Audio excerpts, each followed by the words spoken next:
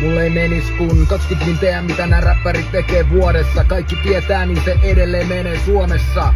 Jengi haukkoo henkeä versen puotessa. Nyt puhutaan Gerren vuohesta.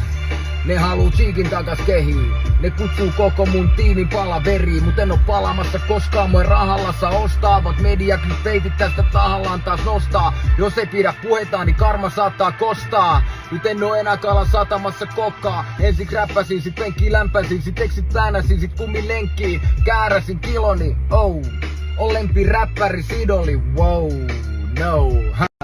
Edelleen sama jätkä, perkeleen paha härkä. Edelleen palaa sätkä, edelleen paras räppää. Edelleen palaa jättää mestat, kun verset ja kevenee taakka päältä. Siis eihän tässä miinilaifi eittämättä chilli. Eläköidy just ennen 7 milliä. Ostin rantatontin, ei voi valitella mitä. Rakensin kartan onkin ja tein pari megaa lisää.